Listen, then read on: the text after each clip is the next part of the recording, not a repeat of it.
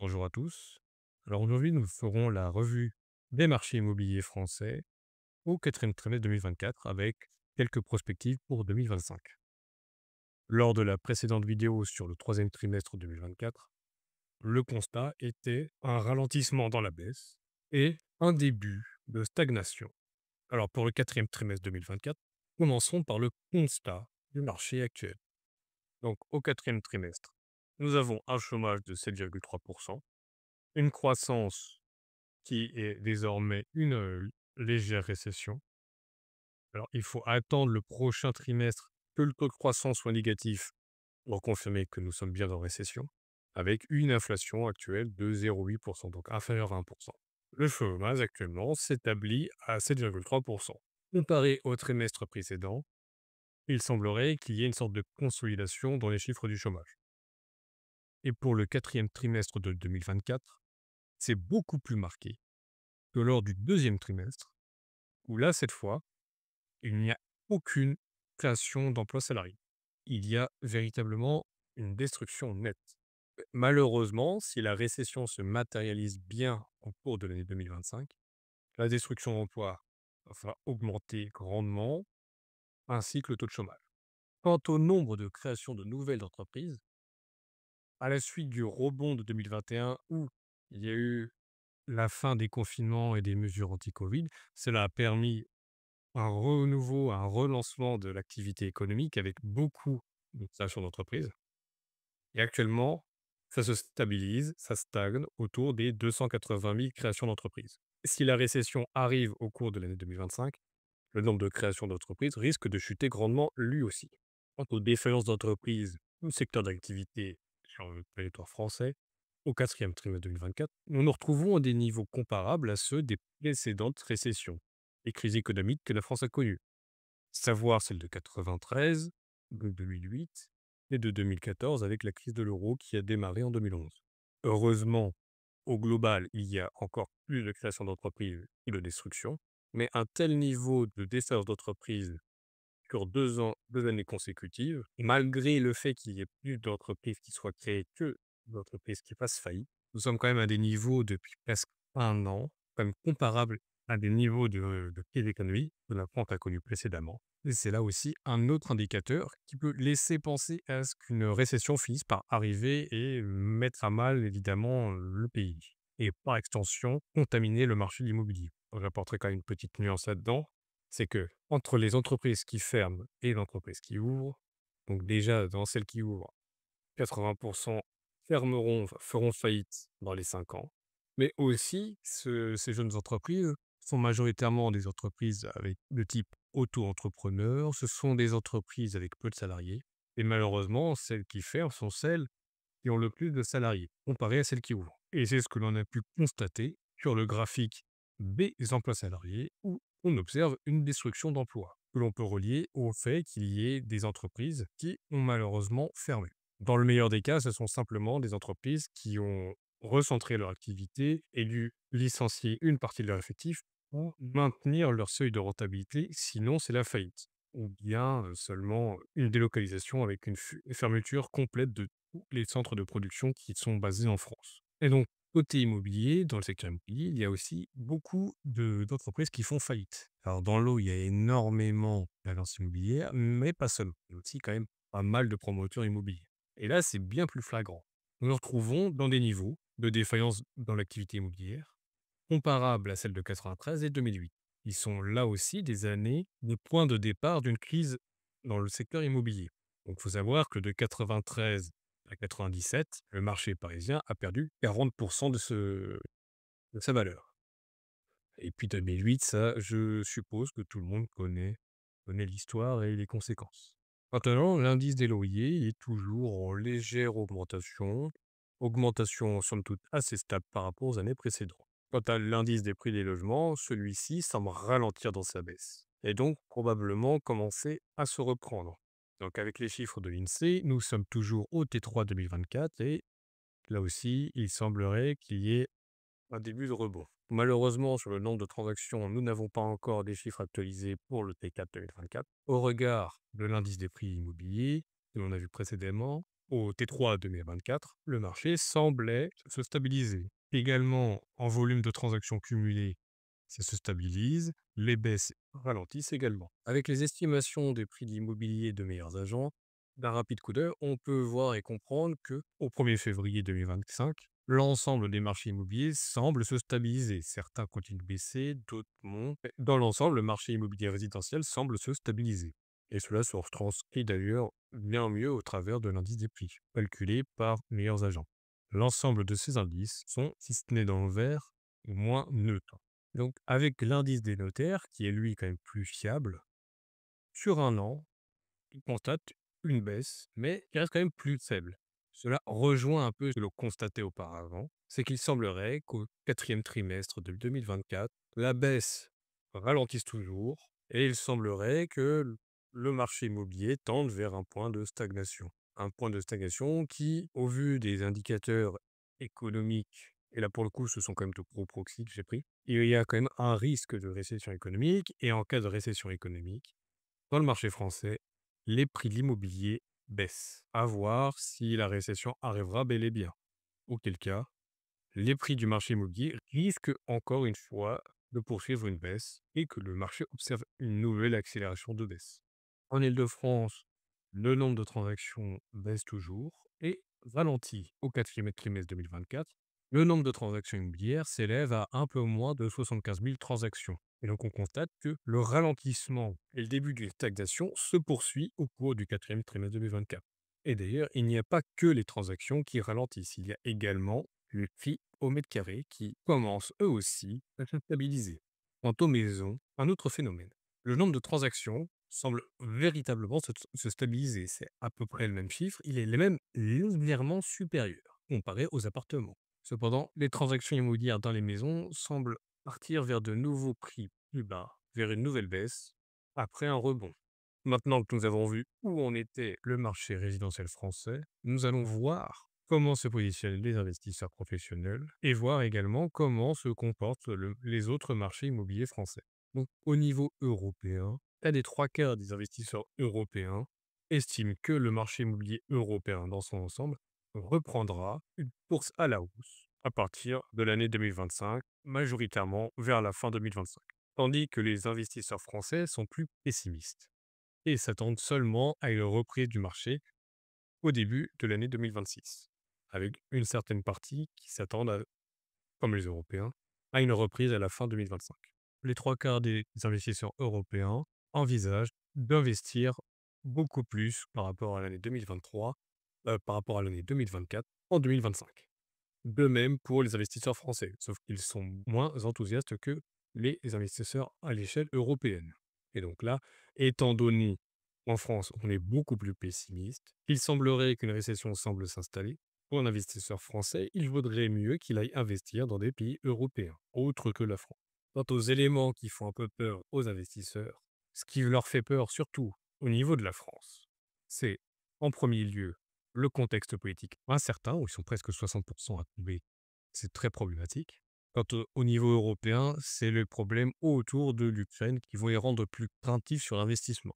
Ensuite, en France, ce qui pose problème également, c'est les craintes d'une récession économique, un problème entre l'acheteur qui veut forcément acheter bas et le vendeur qui veut vendre haut. Ce qui pose problème également en France, c'est la faible demande locative. Et donc, en fait, simplement que les rendements locatifs de l'immobilier en France sont beaucoup trop faibles. Et ensuite, là, c'est au niveau européen, le problème au sujet de la baisse des taux directeurs. Si les taux directeurs de la Banque centrale ne baissent pas, cela risque de continuer à mettre la France, enfin le gouvernement français en difficulté, ce qui va alimenter le contexte politique incertain. Et de l'autre côté, s'ils s'attendent à ce que les taux directeurs diminuent, les acheteurs vont repousser leurs achats, ainsi que les vendeurs également. Maintenant, en France, les investisseurs s'attendent à augmenter, pour la moitié d'entre eux, à augmenter leur allocation dans le logement résidentiel et à 70% dans la logistique. En 2025, on peut s'attendre à ce que le marché résidentiel soit soutenu par les achats et les acquisitions des investisseurs professionnels. 40% d'entre eux disent que le marché résidentiel français devrait avoir encore une décote plutôt légère autour de 10%, qui s'attendent à ce que le marché résidentiel français, pour 40% d'entre eux, baisse d'à peu près une dizaine de pourcents. Contre 30% d'entre eux qui s'attendent ou acceptent de payer un peu plus de 10% pour acquérir un bien immobilier. Actuellement, ils sont encore majoritairement baissiers, mais s'apprêtent déjà à acheter quand même davantage dans l'immobilier. Avec les investisseurs professionnels, le marché immobilier verra encore ses prix baisser, mais le volume de transactions semblerait augmenter du fait de leur activité. Et donc, plus tard, ça amorcerait une augmentation des prix de l'immobilier. Et donc, si on occulte le risque de récession et le risque politique également, ce facteur-là est quand même très haussier pour la classe d'actifs résidentiels. 70% des investisseurs français cherchent encore à investir dans des classes d'actifs alternatives dans l'immobilier. Dans les trois premiers immobiliers alternatives dans lesquelles ils souhaitent investir, il y a d'abord les résidences étudiantes, ensuite l'immobilier pour la santé et enfin les data centers. Les investisseurs européens s'attendent à ce que la France soit un des pays dont la performance du marché soit la plus faible au cours de l'année 2025, avec le Royaume-Uni comme étant le marché le plus performant, avec l'Espagne, le Portugal, l'Italie, dont les attentes pour la progression des prix du marché immobilier ont fortement augmenté par rapport à l'année 2024. Paris reste toujours la troisième ville européenne dans laquelle les investisseurs européens cherchent à investir. Les investissements dans l'immobilier d'entreprise est stable en 2024 par rapport à 2023, avec une reprise au cours du deuxième trimestre qui a permis de faire ce rattrapage. Ce rattrapage provient d'une augmentation des investisseurs étrangers dans la part de l'immobilier dans l'entreprise en France, faisant baisser ainsi les investisseurs français à 56% du total. Les taux de rendement au global se stabilisent et restent au global autour de 4%, à l'exception de la logistique qui est presque à 5% de taux de rendement. Les volumes d'investissement au global en 2024 restent légèrement inférieurs à ceux de 2023, pour s'établir à un volume d'investissement d'à peu près 3 milliards, majoritairement. Les investissements dans le résidentiel classique et des résidences étudiantes avec quelques résidences seniors et de collèges. On peut voir également que dans le résidentiel, la part des investisseurs étrangers a également bien augmenté, faisant passer les investisseurs français sous la barre des 80% au cours de l'année 2024. Maintenant, le marché de la logistique. L'investissement dans le marché de la logistique a lui aussi fortement augmenté par rapport à l'année 2023. Les taux de rendement prime ont également augmenté pour la logistique.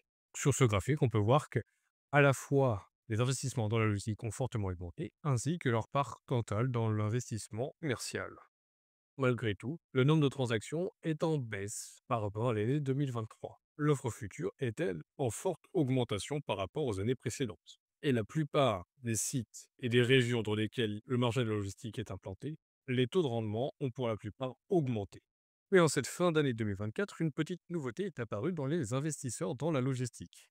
Ils sont apparus des investisseurs asiatiques sur ce marché-là, avec une croissance des investisseurs européens et une légère augmentation des investisseurs français. Maintenant, le commerce. Le chiffre d'affaires du commerce de détail est toujours en baisse et les volumes, quant à eux, sont repartis à la hausse. Donc, les commerces de détail semblent vendre des articles de moins en moins chers, mais de plus en plus nombreux. Quant au e-commerce, son chiffre d'affaires semble repartir à la hausse et semblerait donc être un facteur même plus sérieux que le trafic aérien pour concurrencer le chiffre d'affaires du commerce de détail en physique. Maintenant, regardons l'immobilier de bureau. Les transactions semblent toujours inférieures à la moyenne décennale, mais en plus inférieures à l'année 2023. Et les deux tiers des investisseurs sont à la fois des investisseurs privés et des fonds d'investissement, mais aussi de retraite, tout ça. Quant à l'immobilier de bureau en région, ici le marché souffre bien davantage. En effet, c'est la seule année à être inférieure à la moyenne décennale, et même pire, inférieure à l'année 2020. En termes de transactions, c'est à peu près la deuxième année la plus faible en termes de transactions. Les villes ayant le plus d'immobilier de bureau sont Lyon, Lille, Bordeaux. Et seul Montpellier se trouve à avoir atteint la moyenne décennale dans les transactions par ville. Quant à l'immobilier de bureau, selon certaines villes, le taux prime semble se stabiliser. Tandis qu'on observe pour certaines classes d'actifs une décompression de taux de rendement. Et cette décompression de taux, on l'observe essentiellement sur les locaux d'activité. Il y a l'octroi de crédit. En effet, entre avril 2021 et avril 2004, il y a eu une baisse de près de 54% de crédits accordés pour les investisseurs dans l'immobilier de logement. Depuis le deuxième trimestre 2024, le nombre de crédits accordés augmente à nouveau. Mais en janvier 2025, le nombre de nouveaux crédits se remet encore à baisser un peu. À voir si une nouvelle baisse se fera fortement à la suite de l'année. Reste à voir si cette baisse se poursuivra ou si c'est seulement un coup. Tandis que le taux de crédit moyen baisse un peu. En moyenne, les crédits accordés seront pour une durée de 20 ans, avec un coût autour de 4. La majorité des indicateurs de crédit sont en baisse. Le nombre de crédits octroyés est en forte augmentation, comme nous avons pu le voir dans le graphique précédent avec une forte augmentation, passant de 40 points de base à 60. Chose étonnante, c'est que sur la durée, chose étonnante, c'est que la durée des crédits immobiliers aux particuliers continue de s'allonger. Maintenant que nous avons fait un rapide tour aux différentes classes d'actifs immobiliers, que nous avons compris pourquoi le marché immobilier résidentiel français se stabilise, stagne et pourquoi a-t-il baissé. Maintenant, nous allons voir comment se projettent les investisseurs professionnels. Pour la France, les investisseurs professionnels prévoient une faible croissance inférieure à 1% pour l'année 2025 et une meilleure croissance pour les années suivantes. Ils prévoient d'investir beaucoup plus et progressivement au cours des 3 années futures, afin de retrouver à partir de 2027 le niveau d'investissement qui prévalait avant la forte baisse des prix. Les taux de rendement des différentes classes d'actifs ont fortement augmenté à partir du deuxième trimestre 2022. Ils ont commencé à se stabiliser au cours de l'année 2023 et ont poursuivi leur stabilisation au cours de l'année 2024 avec, pour les centres commerciaux, un début de baisse de taux. Maintenant, les projections pour le marché français. Pour 2025, ils anticipent également une croissance inférieure à 1%. Ils prévoient toujours une création d'emplois au cours de l'année 2024 et une destruction d'emplois au cours de l'année 2025, avec une augmentation du taux de chômage. Et effectivement, au cours de l'année 2024, au global, il y a quand même plus de création d'emplois que de destruction. Et probablement plus de destruction d'emplois au cours de l'année 2025.